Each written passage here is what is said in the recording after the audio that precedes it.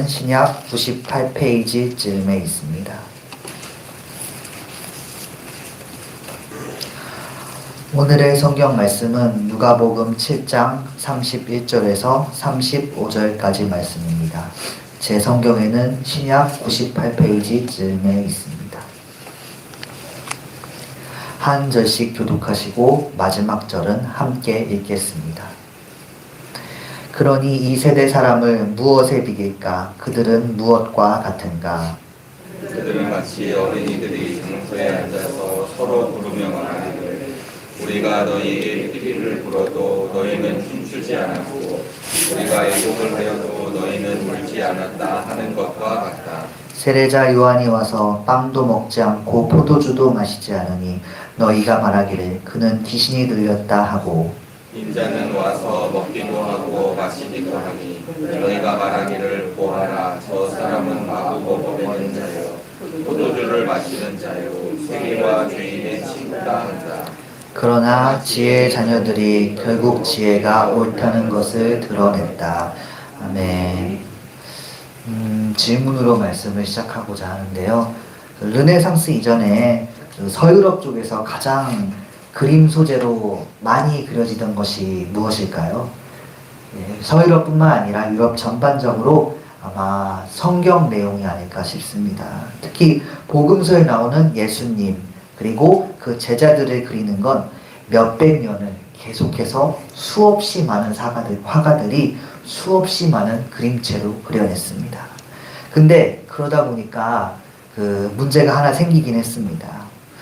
너무 많은 예수님을 그리고 너무 많은 제자들을 그리다 보니까 그림이 엄청나게 다양한 구도, 다양한 그림체도 쏟아져 나왔기 때문입니다.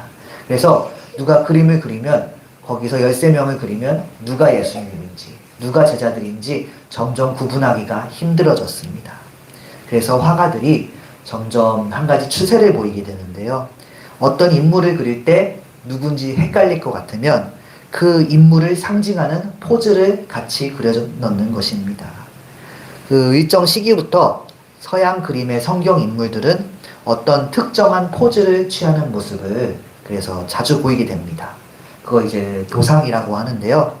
혹시 그래서 성도님들 중에 특히 서유럽 쪽으로 좀 가서 그림을 보시게 된다면 그 인물이 어떤 포즈를 취하고 있는가 관찰해 보시면은 이제 좀 더 재미있는 감상을 하실 수 있으실 겁니다. 예를 들어서 어떤 여인이 아기를 안고 있다. 그러면은 그 여인은 10중 8구 마리아를 그린 것입니다. 안고 있는 아기가 예수님인 거죠. 혹은 커다란 열쇠를 들고 있는, 혹은 이제 작더라도 열쇠를 들고 있는, 열쇠 2개를 들고 있는 그런 인물의 그림을 보게 된다면 그 인물은 거의 대부분 베드로를 그린 것입니다. 예수님께 천국 열쇠를 받았다는 마태복음 16장 19절을 따른 것이지요. 자, 그러면은 여기서 세례 요한의 도상, 세례 요한이 그림에서 가장 많이 취하는 포즈가 무엇일지 혹시 짐작하신 분이 계실까요? 예상되는 포즈가 있으실 수 있는데 세례 요한의 도상 중 가장 그래도 많이 있는 게 두 손으로 뒤를 정중히 가리키는 그림입니다. 왜 그런 포즈가 많이 나오냐면 세례 요한의 가장 중요한 역할 중 하나가 장차 오실 분을 안내하는 것이다. 예고하는 것이다. 라고 생각했기 때문입니다.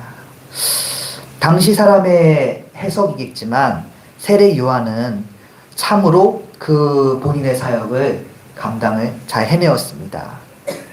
마태복음 3장 2절에서 이 장차 오실 분을 예비하셨던 세례 요한이 외쳤던 말씀이 있습니다. 회개하라 천국이 가까이 왔느니라.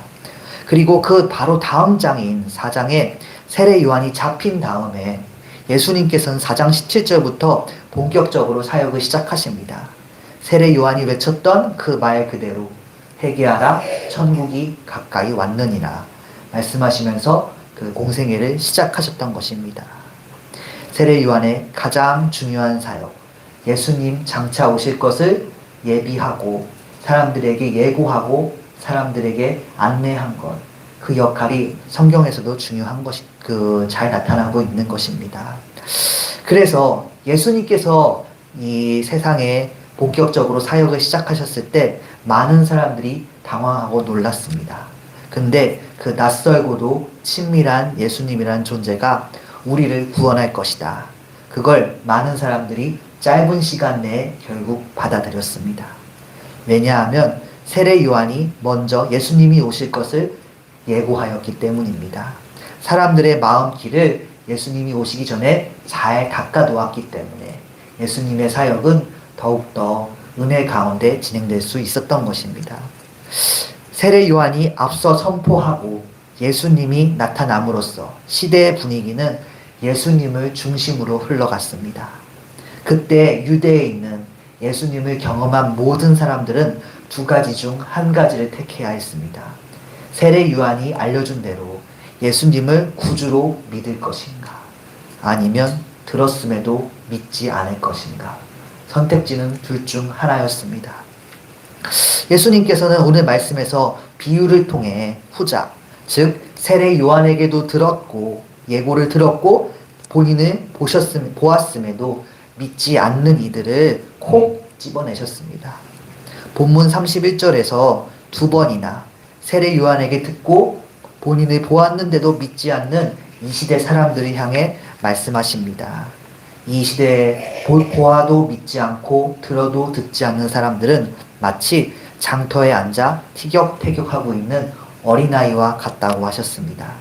그래서 32절을 보니 이 어린이들이 장터에서 서로 뭐라고 하고 있냐면, 우리가 피리를 부는데 왜 너희는 그에 맞춰 춤추지 않고, 우리가 애곡을 해도 너희는 그에 맞춰서 우는 척을 하지 않냐고 어린이들이 따지고 있는 것입니다.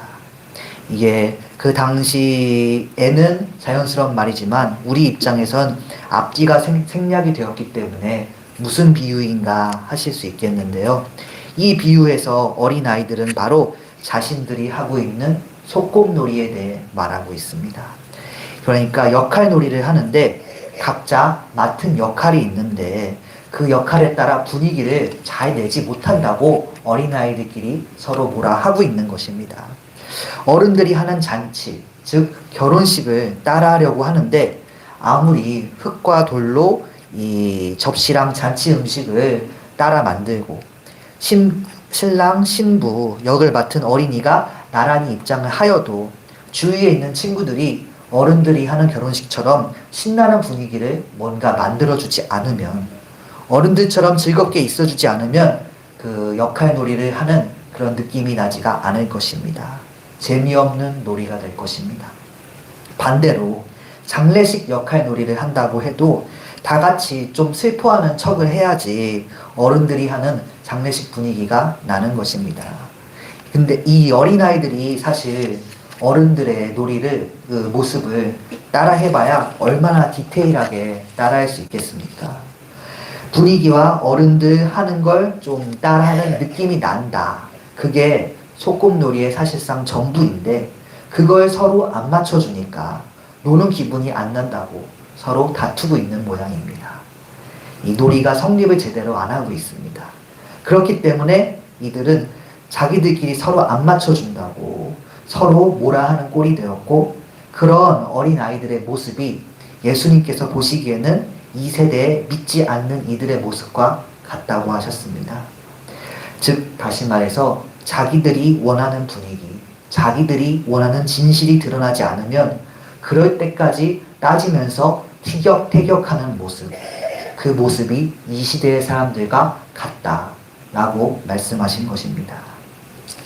그래서 그 자신이 원하는 진실이 드러날 때까지 예수님에게 따지는 사람들, 그 사람들이 어떤 비판을 했는지가 다음 절인 33절 그리고 34절에 드러납니다. 33절에서 세례 요한은 이 메뚜기와 석청을 먹었다는 마태복음 3장 4절 말씀으로 볼 때 먹고 마시는 것조차 좀 신비의 영역에 가까웠던 사람인데요. 그렇게 귀신이 들렸다라고 비판을 받았습니다. 물론 반대로 예수님께서 인간적인 행동을 하더라도 그들은 바라지 않았습니다. 34절에서 보니까 예수님께서 차별 없이 지내면서 누구라도 이 허물 없이 함께 식사를 하시니까 또 이번엔 뭐라고 비난하냐면 마구 먹어대고 상종 못할 그런 무리들과 함께 한다고 하면서 예수님을 어떤 집단의 그 하급 소속으로 묶어서 일반화시키려고 비난을 한 것입니다. 그러니까 이 예수님과 세례 요한을 비판한 사람들은 아마 자신들이 원하는 결론이 나올 때까지, 예수님은 메시아가 아니다라는 말이 나올 때까지 계속해서 예수님의 결점을 잡을 것입니다.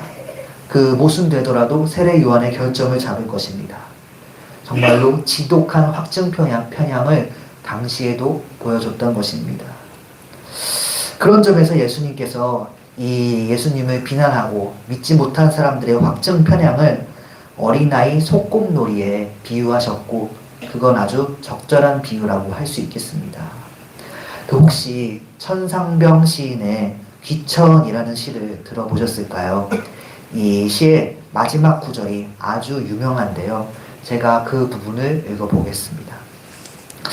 나 하늘로 돌아가리라. 아름다운 이 세상 소풍 끝내는 날 가서 아름다웠더라고 말하리라. 이 부분인데요. 이 시에서는 우리가 세상에 잠시 소풍을 왔다 간다고 하고 있습니다.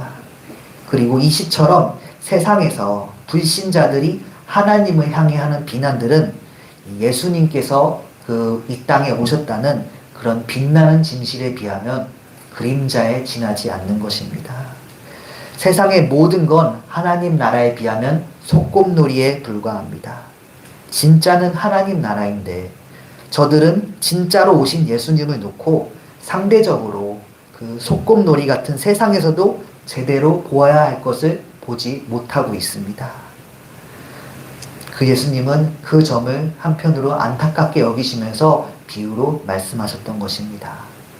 아무리 그 누가 억지를 부리더라도 결국 예수님은 오르십니다. 그건 드러날 수밖에 없습니다. 본문 35절을 이번에 우리가 함께 읽어보겠습니다. 그러나 지혜의 자녀들이 결국 지혜가 옳다는 것을 드러냈다. 아멘. 말씀에서 지혜는 바로 우리 주 하나님을 말하며, 지혜의 자녀들은 예수님의 가르침을 쫓는 제자들을 말합니다. 결국 말씀대로 예수님께서 옳다는 게 드러날 것입니다. 사람들이 단지 확증 편향을 가지고 듣기 싫어서 귀를 막을 뿐입니다. 그 당시에도 결국 드러났고 앞으로도 오늘날에도 계속 예수님께서 오르시다는 게 드러나는 것입니다. 오늘날에 특히 예수님이 드러내는 때가 있다면 바로 다음 주에 있을 성탄절이 아닐까 싶습니다. 세상에서 성탄절, 즉 크리스마스는 1년에 되게 여러 번 있는 휴일 중 하나에 불과합니다. 그런데 재밌는 점은 이 성탄절만큼은 그 어떤 불신자도 믿지 않는 사람도 기뻐하는 시간을 가지려 합니다. 부모님들은 산타라는 이름으로 아이를 위한 선물을 준비합니다. 연인과 가족은 이날에 한 번은 1년에 몇 번 못 만나는 가족이라도 꼭 함께 하려고 합니다. 모두가 왜인지는 의미는 몰라도 이 크리스마스에는 기뻐하는 시간을 가지려는 것입니다. 성탄절은 본래 예수님께서 세상에 오셨기에 기뻐하고 즐거워할 수 있는 날입니다. 근데 아무리 교회를 증오하고 싫어하는 사람이라도 일단 성탄절은 기뻐하고 행복해야 되는 날로 여깁니다. 이것이 세상 전체에 가득한 분위기입니다. 성탄절에 즐거워하지 않는 사람은 이 세상이라는 소꿉놀이에서 예수님이 주관하시는 그 분위기를 타지 못하는 것으로 간주가 되는 것입니다. 그렇기 때문에 오늘 말씀을 들은 우리들이 세상 어떤 시험에도 흔들리지 않길 바랍니다. 우리 주님은 언제나 동일하시고 언제나 오르십니다. 믿지 않는 이들, 무신론, 이단, 온갖 세상의 부류들이 자신들이 원하는 세상의 분위기를 만들려고 합니다. 자신이 원하는 그 진실이 확정이 될 때까지 멈추지 않습니다. 그러나 결국 예수님의 제자들이 오직 우리 주만이 옳다는 것을 드러낼 것입니다. 세상에서 예수님이 이끄는 분위기는 영원할 것입니다. 성탄절이 기뻐야 한다는 관념이 우리 속에 있는 것처럼 그러할 것입니다. 장차 주님께서 부르셔서 하나님 나라로 갈 때까지 오직 살아계신 주님을 따르기 바랍니다. 아까 기천 그 시처럼 세상 소풍 끝나는 날 주 하나님께 가서 주님이 만든 세상은 참 아름다웠습니다. 이렇게 말씀드릴 수 있도록 세상에서 오직 예수님의 분위기를 잘 따라가는 우리가 되기를 소망합니다. 기도하시겠습니다. 회개하라, 천국이 가까이 왔느니라 말씀하신 주님, 우리가 만물을 주관하시는 분이 오직 주 한 분이심을 알게 하여 주시옵소서. 그리하여 하나님의 말씀을 그냥 지나치지 않고 늘 참되고 신실한 약속으로 받게 하여 주시옵소서. 하나님께서는 한 번 하신 말씀은 반드시 이루십니다.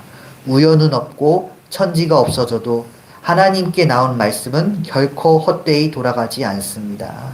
그렇기에 우리가 하나님의 뜻, 주관하시는 모든 게 한치의 오차도 없이 이루어진다는 것을 깨닫고 믿게 하여 주시옵소서. 어떤 상황에서도 하나님의 말씀, 그 언약을 확신하고 붙들게 하여 주시옵소서. 오늘은 수요 예배가 있습니다. 예배 중에 주님을 보게 하시고 그 말씀을 들으며 세상에 오직 주님만이 옳은 분임을 확신하고 살도록 도우시옵소서. 그 오늘 예배 가운데 드리는 모든 기도와 헌금을 주님께서 기쁘게 받아 주시옵소서. 세상 소풍 끝내는 날 주님께 돌아와 아름다웠다며 감사하는 우리가 되게 하실 줄 믿사오며 살아계신 예수님의 이름으로 기도드렸습니다. 아멘. 하늘에 계신 우리 아버지여, 이름이 거룩히 여김을 받으시오며 나라가 임하시오며 뜻이 하늘에서 이루어진 것 같이 땅에서도 이루어지이다. 오늘 우리에게 일용할 양식을 주시옵고 우리가 우리에게 죄 지은 자를 사하여 준 것 같이 우리 죄를 사하여 주시옵고 우리를 시험에 들게 하지 마시옵고 다만 악에서 구하시옵소서. 나라와 권세와 영광이 아버지께 영원히 있사옵나이다. 아멘.